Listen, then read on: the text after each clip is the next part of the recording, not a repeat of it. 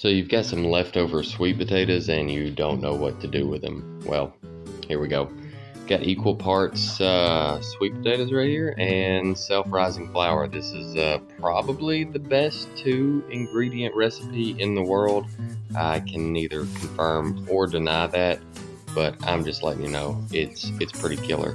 Gonna flour the surface out here, make a few, dough ball things here, and I started rolling these with a rolling pin.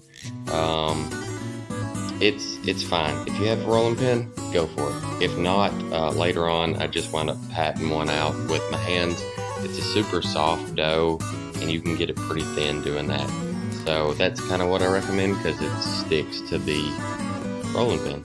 Gonna butter up a hot skillet right here because all good things start like that, and just throw them in. And they're gonna cook maybe 2 minutes aside.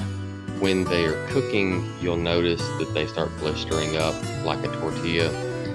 If you haven't seen my tortilla video, you should check that out. And when they do, you can flip them, put a little bit more butter on there, slide it around, and put another one in there. If you have a little spot like this, you can just dab some butter on it and nobody will know. And more butter isn't gonna make it any worse, so go ahead. And that's basically it. When you get ready to do the next one, butter the skillet again, throw it in there, do the same thing.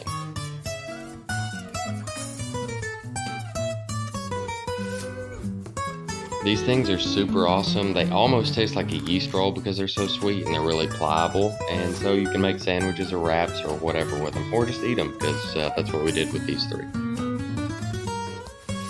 Moving on to some sweet potato biscuits. It's basically my biscuit recipe plus however many cups of flour with sweet potatoes. So this is a cup of flour, a cup of sweet potatoes, a third of a stick of melted butter, a third of a cup of milk. Roll that into a dough, roll it out into, biscuit thick shape stuff. Cut it with a circly thing like this. If you're watching this video, I'm trying to talk over it. Your job's way easier than mine. Anyway, so what we're doing here is we're going to put them down on a baking sheet and then do an egg wash and just sprinkle some cinnamon sugar on there. That is going to be a tablespoon of cinnamon to a 1/4 cup of sugar, or however you like it. Anyway, these things, top notch, highly recommend.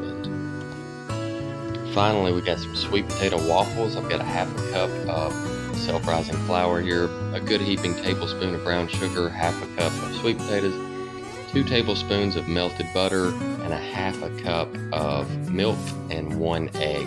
This is pretty easy to double or triple or etc.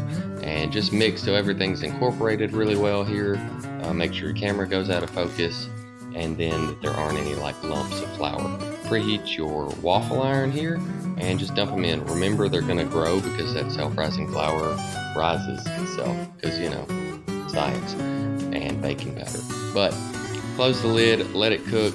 Do not get impatient when all the steam starts coming out and just assume that your ready button is broken, or this will happen. So wait till the ready button comes on, and if you've already lifted it, just deal with that. Make sure that you eat this one before anybody else sees it because, take one for the team. And just drip some syrup on that and have a delicious breakfast.